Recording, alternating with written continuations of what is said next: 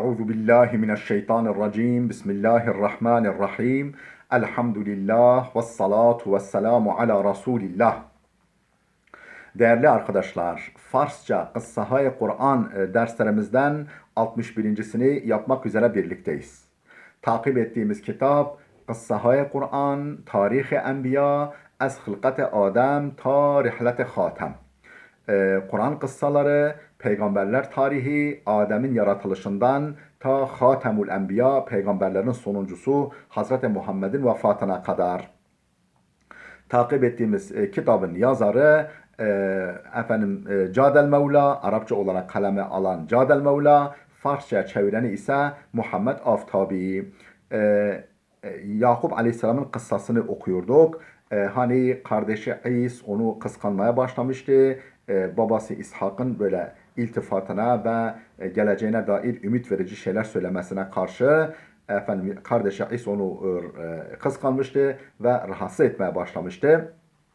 Babası da ona Irak'taki dayısının yanına gitmesini, kızlarından birisiyle evlenmesini, oradan güç kuvvet alarak, düzenli kurarak memleketine geri gelmesini tavsiye etmişti. Seferi Yakup Aleyhisselam'ın babası İshak'ın tavsiyesi üzerindeki yolculuğu. Sayfa 212. Suhanan İshak Aleyhisselam'ın sözleri manende barış-ı ebr bahari, bahar bulutlarının yağışı gibi, bahar bulutlarının yağmur yağdırması gibi berdile teşne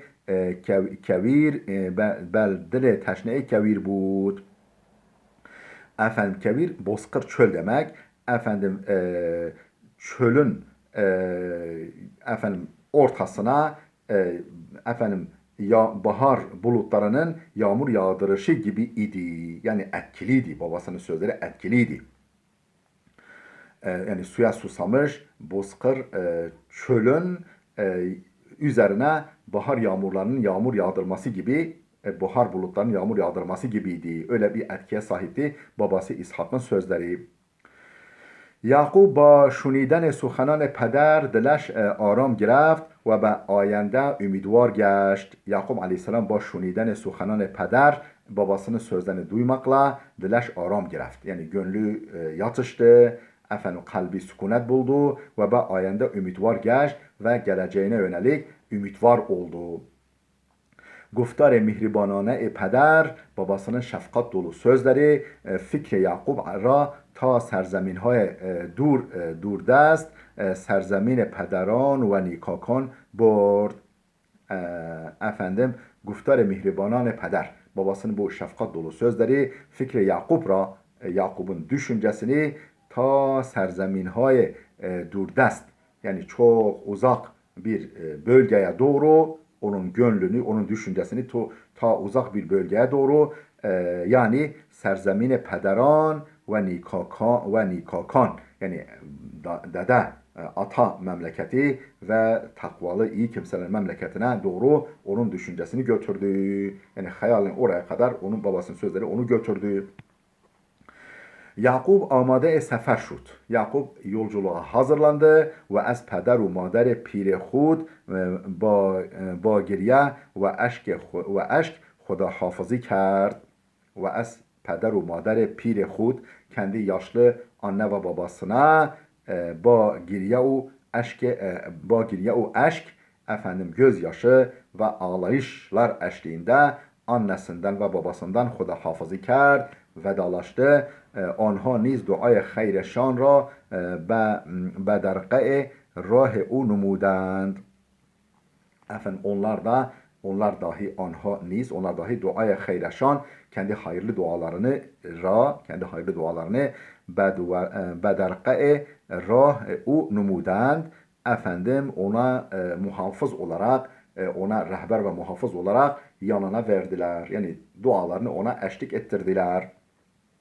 Ona yani yolda sağ salim gitmesi için, hedefine ulaşması için dua yaptılar, dua ettiler.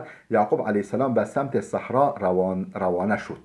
Yani sahra, çöle doğru روان oldu, yola koyuldu. Ruzha ve şebha der hareket بود. Gece gündüz hareket halindeydi. Gahi بر سر کوهی میرفت و گاهی گذر او به دوره به درع عمیقی می افتاد.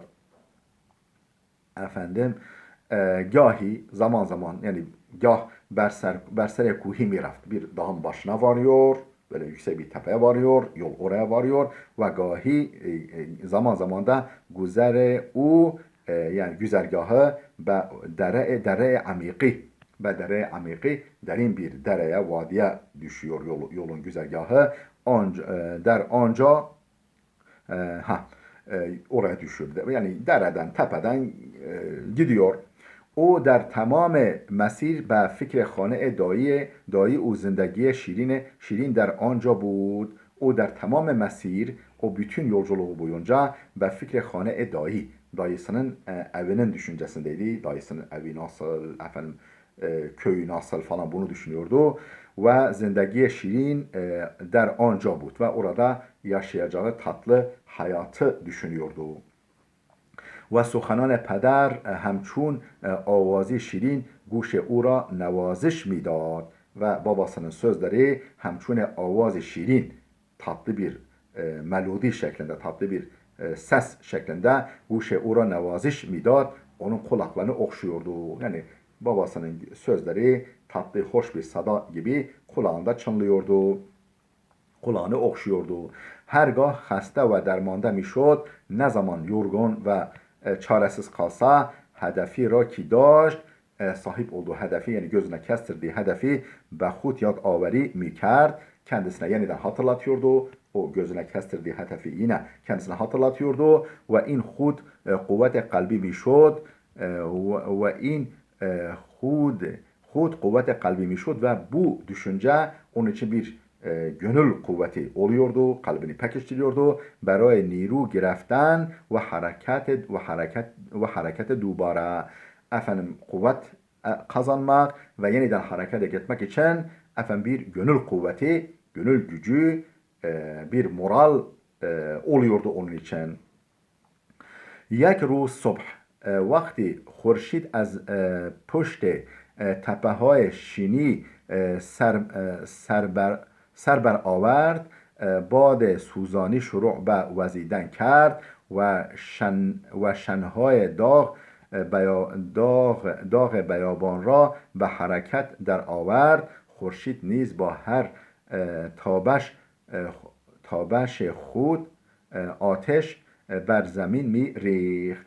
یک روز صبح bir gün sabah vakti yani o yolculuk sırasında bir gün sabah vakti خورشید از پشت تپه های شینی yani güneş kum tepelerinin ardından serber avert baş çıkarınca güneş efendim kum tepelerinin arkasından baş çıkarınca görününce bade suzani şuru be vaziden kert. Yakıcı bir rüzgar esmeye başladı ve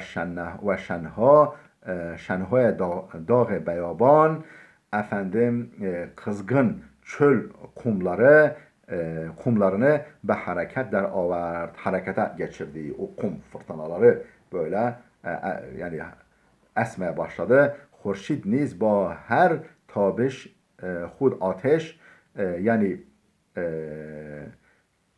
efendim güneş de ateş saçan durumuyla berzemin mirih yani kendi ışınlarını yani ateş şeklindeki ışınlarını ateş gibi sıcak ışınlarını yere salıyordu güneş yere döküyordu.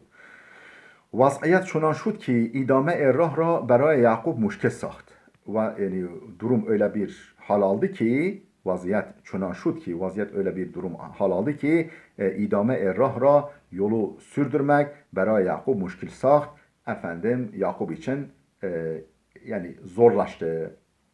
O henüz rah dolani ta maksat داشت yani hedefine varıncaya kadar henüz önünde uzun bir yol vardı. وقتی یعقوب به علیه السلام به مسیر می نگریست مسیر می نگریست چیزی جز تپه های شنی و بیابان خشک نمیدید.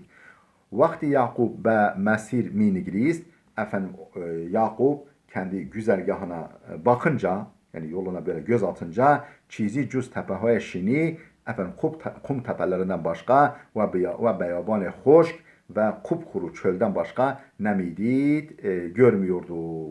Yani baktıkça, önündeki yola baktıkça efendim kum tepelerini ve efendim kupkuru çölü görüyordu. Başka bir şey görmüyordu. در این موقع خستگی زانوهای او را بر زمین زد. در این موقع o anda خستگی زانوهای او efendim yorgun olan dizleri ber zemin zat efendim yorgun olan dizlerini yere koydu, yere çöktü. Yakup aleyhisselam müreddet بود ki آیا به این سفر مشکل و طولانی ادامه دهد یا از آن صرف نظر نماید. Yakup aleyhisselam mütereddit بود. Tereddüt halindeydi. Acaba devam mı etsem, geri mi dönsem? Yani uçsuz bucaksız çöl var önünde. Yakup müreddet بود ki, tereddütliydi ki, aya acaba be in seferi müşkil ve tuğlanı idame dehed, bu zorlu ve uzun yolculuğa devam etsin, ya az an sarf-ı nazar numayet, yahut da bundan sarf-ı nazar etsin, bundan geri dönsün. Tereddütlüydü. آیا همچنان در پی آینده روشن خود باشد یا از هدف خود بگذرد و پیش خانواده خود برگردد. Yine tereddüdü şuydu. Aya acaba همچنان در پی آینده روشن خود باشد, yani yani parlak geleceğinin peşinden mi gitsin? Kendisini bekleyen parlak bir geleceğe doğru mu gitsin? Onun peşinden mi gitsin? Ya az hedefe hud buguzeret yahut da hedefinden geri dönsün ve biş hanvade hud bergerded. Efendim ve piş hanvade hud bergerded. Yani yoksa ailesinin yanına mı dönsün?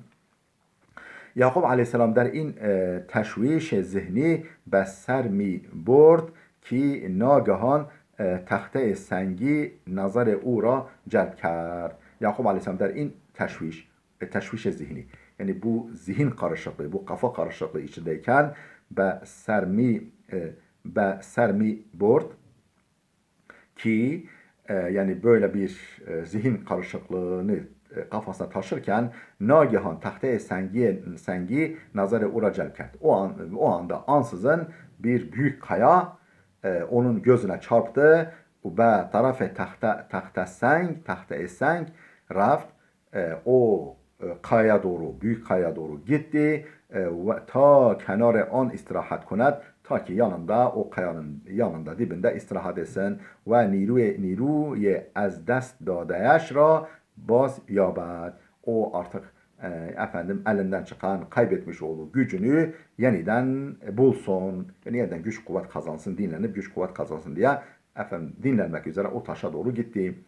چند لحظه‌ای نگذشته بود که یعقوب کنار همان سنگ به خواب عمیقی فرو رفت.